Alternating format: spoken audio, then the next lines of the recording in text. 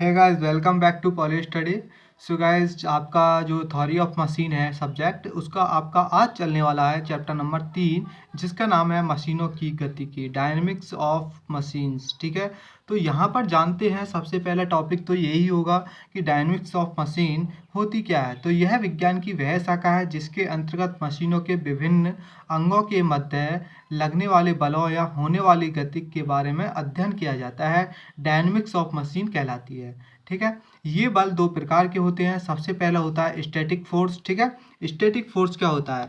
Machine का कोई अंग, ठीक है, मशीन का कोई भी अंग जब स्थिर अवस्था में होता है तो उसके कारण लगने वाले बल को स्टैटिक्स फोर्स कहते हैं। ठीक है, जैसा कि कोई मशीन का पार्ट्स है और वो क्या है, स्थिर अवस्था में है, और उसी के कारण जो बल लग रहा है उसको क्या कहते हैं, स्टैटिक्स फोर्स कहते हैं।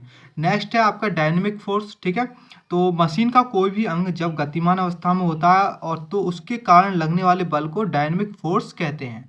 ठीक है, अगला नेक्स्ट है आपका जो इम्पोर्टेंट टॉपिक है, एनालिसिस ऑफ डायनेमिक्स फोर्स। ठीक है, यहाँ पर ये पिछली बार परीक्षा में आया था। ठीक है ना, तो इसलिए आज से आपका ये जो क्वेश्चन है, ये जो टॉपिक है वेरी वेरी इंपॉर्टेंट है। तो यहाँ पर इसको शुरू करते हैं। किसी मशीन का डिज़ाइन करने से पहले यह आवश्यक होता है कि उसमें इनपुट से आउटपुट को ट्रांसफ़र होने वाले बलों का मान या दिशा ज्ञात हो। ठीक है ना, जिससे मशीन के उचित अंग का निर्धारण किया जा सकता है। जब मशीन का अंग गतिमान होता है तब अंग के गतिमान होने के कारण उससे लगने वाले बल से जड़त्व का बल उत्पन्न होता है। यदि एनालिसिस में जब जो जड़त्व बल का मान बाह्य बल के मान की अपेक्षा नगण्य हो, ठीक है, तो इस प्रकार की एनालिसिस को एनालिसिस ऑफ स्टैटिक फोर्स कहते हैं। ठीक है, ये हो गया आपका स्टैटिक फोर्स। क्लियर? यहाँ पर आगे है नेक्स्ट, यदि जब अंगों के द्रव्यमान के कारण होने वाले जड़त्व प्रभाव भी गणना में शामिल किया जाए तो इस प्रकार का विश्लेषण एनालिसिस ऑफ डायनेमिक फोर्स कहते हैं। तो पिछली बार परीक्षा में जो क्वेश्चन पूछा गया था वो यही था कि analysis of dynamics and statics force किसे कहते हैं, उसका वर्णन करो। 5 नंबर में आया था ये। ठीक है, सो गाइस, इस प्रकार से आपको ये इसकी थ्योरी लिख कर आनी है। नेक्स्ट टॉपिक है तो किसी दृढ़ पिंड अथवा कड़ी पर कार्यरत बल निकाय। ओके, तो यहाँ पर आपके लिए एक पिंड दिखाया गया है, ये दृढ़ पिंड है। इस पर क्या है, यहाँ पर एफ बल लगा हुआ है, ये इसका जी ग्रेविटी है। यहाँ से यहाँ ये हमने दूरी ए बी मानी है। ठीक, तो यहाँ लिखा हुआ है एम पिंड का एक द्रव्यमान है, आई कड़ी का द्रव्यमान जड़त्व आघूर्ण है, एफ जी का रेखीय कोणीय त्वरण है, ठीक है, एल्फा कड़ी का कोणीय त्वरण है, के क्या है, यहाँ कड़ी का जड़त्व त्रिज्या। तो एफ बराबर क्या होगा, एम में होता है, तो ए के स्थान पर क्या होगा, एफ, क्योंकि यहाँ हमने एफ माना है। ठीक है ना, तो एफ बराबर क्या होगा, यहाँ पर जो एफ है ये यहाँ से यहाँ तक की दूरी ये एक्स है, तो एफ इंटू एक्स कर लिया। अब एम जौ का तो रहेगा।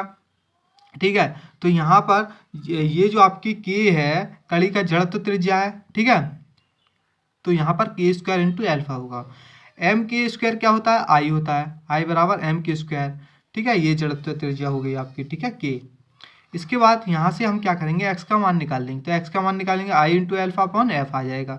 उपयुक्त संबंध की सहायता से एफ, एल्फा और एम तथा के ज्ञात होने पर एक्स तथा कड़ी पर लगने वाले बल एफ का मान, दिशा तथा क्रिया रेखा ज्ञात हो सकते हैं। ठीक है ना, नेक्स्ट टॉपिक की ओर देखते हैं। जो नेक्स्ट टॉपिक है जड़त्व बल। ठीक है, जड़त्व बल तथा जड़त्व बलयुग्म और डी एलम्बर्ट का सिद्धांत। सबसे पहले देखते हैं जड़त्व बल ये क्या होता है। जड़त्व बल का तात्पर्य स्थिति परिवर्तन के विरोध से है, भले ही यह परिवर्तन बिना अवस्था की हो स्थिति अथवा समान गति की स्थिति से क्यों ना हो। ठीक है, एफ बराबर एम ए होता है, तो इस प्रकार से एफ माइनस एम ए इधर को आ जाएगा। यहाँ पर ए जो हमने माना है एफ माना है, तो ये क्या होगा, 0, और आर बराबर माइनस एफ एम एफ हो जाएगा, तो एफ प्लस आर बराबर 0। ठीक है, तो ये इस प्रकार से सिद्धांत किसका हुआ, जड़त्व बल का। क्लियर? किसी पिंड पर क्रियाशील बल निकाय का परिणामी तथा जड़त्व बल परस्पर संतुलन बनाते हैं। ठीक है,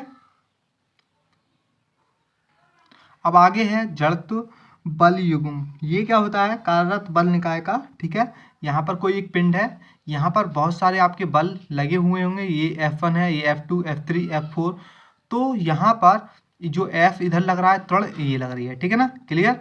अब यहाँ के बाद आपको जो लिखना है एफ इंटू एक्स बराबर आर इंटू एक्स, ठीक है। तो ये क्या है, इसको इधर ले आना, ये जो होगा जड़ता बल युग्म होगा आपका, ठीक है। फॉर्मूला, केवल नेट फॉर्मूला आपको याद रखना है और कुछ ध्यान नहीं रखना है, ठीक है। आगे नेक्स्ट है प्रिंसिपल, जो है आपका किसका प्रिंसिपल है, डी अल्बर्ट का प्रिंसिपल है ये, ठीक है। तो यहाँ पर ये प्रिंसिपल इंपॉर्टेंट है, इसको अच्छे से देखना है, ठीक है। तो राशि माइनस एम ए को एक बल, ठीक है, जो यहाँ पर दिख रही है माइनस एम ए एक बल, ठीक है, एक बल यहाँ पर जो मान में बराबर दिशा में विपरीत तथा परिणामी एफ की क्रिया रेखाओं में कार्यरत माना जाता है, ये दोनों बल मिलकर निकाय का संतुलन बनाते हैं। एफ बराबर एम ए, क्या है फॉर्मूला, इसको इधर ले आओगे तो एफ माइनस एम ए बराबर 0। तो ये जो प्रिंसिपल है डी एल्बर्ट का प्रिंसिपल हो जाएगा, ठीक है ना। तो ये क्लियर हो गया। इसके बाद जो नेक्स्ट टॉपिक आता है वो वेरी वेरी इंपॉर्टेंट है, समतुल्य गतिक निकाय, इक्विवेलेंट और डायनेमिकल सिस्टम, ये इंपॉर्टेंट है टॉपिक।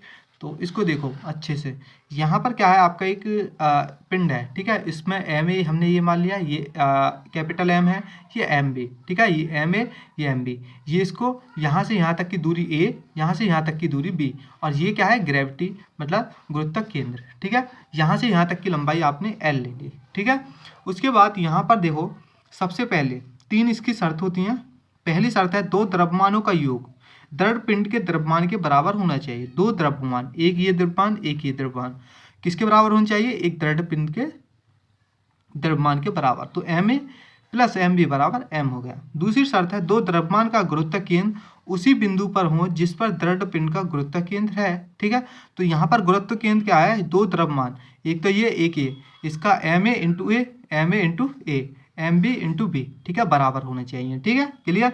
तीसरी शर्त और देखो, तीसरी शर्त है इसमें दो द्रव्यमानों के गुरुत्व केंद्र पर उसके सहती, मतलब सहती मीन्स द्रव्यमान जड़त्व गुण का योग दृढ़ पिंड के द्रव्यमान जड़त्व गुण के बराबर हो, ठीक है। कहने का मतलब है एम ए इंटू ए का square plus M B into B का स्क्वायर बराबर एम के स्क्वायर, इसके बराबर होने चाहिए।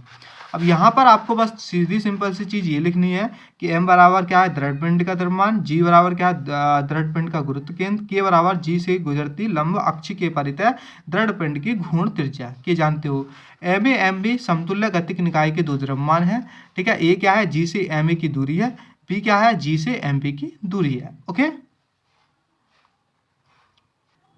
तो अब हम यहाँ क्या करेंगे, तीनों समीकरण बना लेंगे। फर्स्ट उसको, सेकंड जो शर्त थी सेकंड, थर्ड जो शर्त था आपको उसको थर्ड समीकरण बना लें। तीनों समीकरण, समीकरण फर्स्ट और सेकंड से क्या करते हैं यहाँ पर M A plus M B.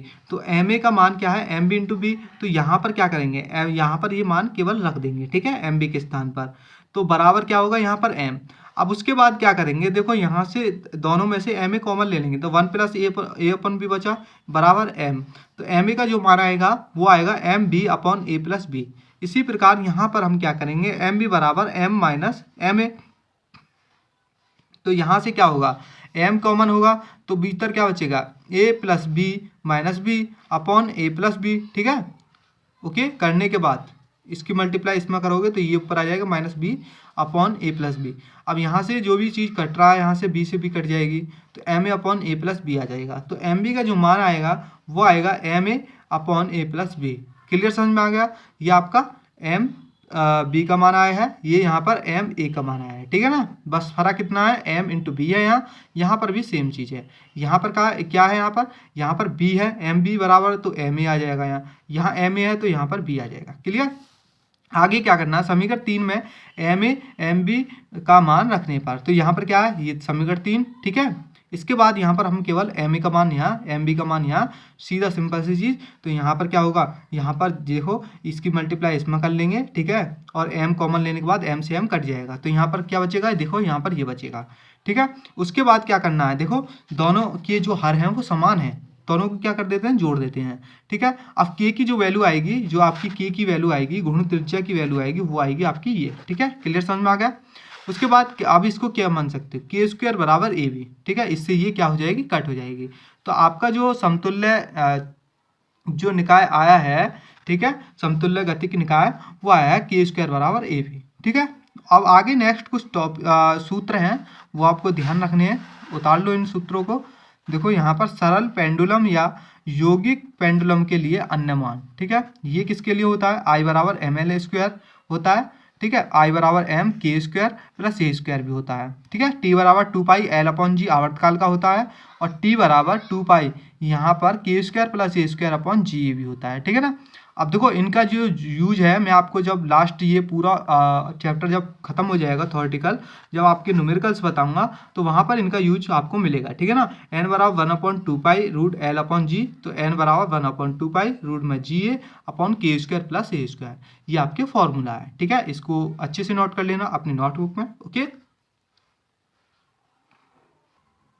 So guys यहाँ पर देखो ये crank effort diagram of different engines, ठीक है, ये नेक्स्ट टॉपिक है। तो यहाँ पर 3 टॉपिक आपको देखने के मिलेंगे देखने के लिए। तो द्विक्रिया भाप इंजन, एकल सिलेंडर 4 स्टॉक इंजन, 3 सिलेंडर भाप इंजन, ठीक है। ये डायग्राम है आपको क्रैंक इफोर्ट मतलब क्रैंक का जो प्रयास का डायग्राम बनाना है वो है। तो यहाँ पर है द्विक्रिया वाला, देख लेते हैं पहले। द्विक्रिया मतलब डबल साइकिल का, ठीक है ना। तो यहाँ पर क्या होता है, इस इंजन का क्रैंक प्रयास या घुमाव घूर्ण, ठीक है, घुमाव घूर्ण आरेख के नाम से भी पूछा जा सकता है क्वेश्चन पेपर में, ठीक है। तो प्रदर्शित किया गया है, इसमें हम देखते हैं कि क्रैंक के शून्य थीटा बराबर 0 से थीटा 180 तक घुमाव घूर्ण टी शून्य से धीरे धीरे बढ़ता है, फिर अधिकतर होकर घटता है, और फिर ऋण दिशा में होता हुआ शून्य होता हुआ हो जाता है। इसी प्रकार थीटा बराबर 180 से थीटा 360 तक होता है। आरेख में हम देखते हैं कि क्रैंक के विभिन्न कोणों के लिए टी के विभिन्न मान हैं, अतः इंजन के एक समान गुण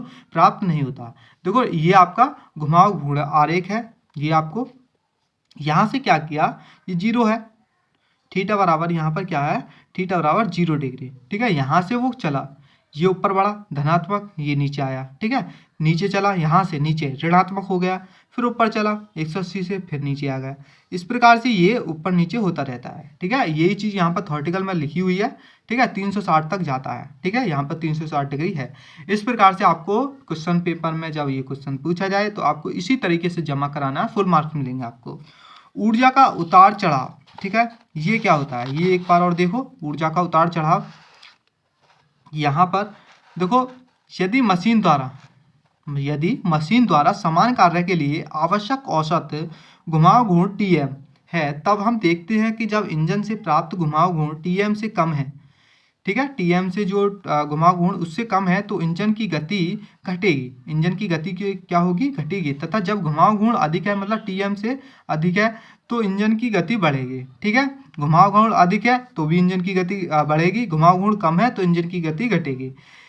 तो घुमाव घूर्ण के एक समान न होने के कारण इंजन की गति घटती बढ़ती रहेगी, जिसकी गति का उतार चढ़ाव कहते हैं। इसी प्रकार घुमाव घूर्ण या ऊर्जा की कम तथा अधिक प्राप्ति को कहते हैं, ठीक है ना, समझ में आ गया। सो गाइस आपको हमारी वीडियो अच्छी लगी हो तो लाइक करें, ज़्यादा से ज़्यादा वीडियो को शेयर करें। नेक्स्ट वीडियो में जो इसके बचे हुए टॉपिक हैं उनके साथ आपको लेकर आएंगे हम वीडियो को, ठीक है ना, उनके साथ टॉपिकों के साथ। Thank you.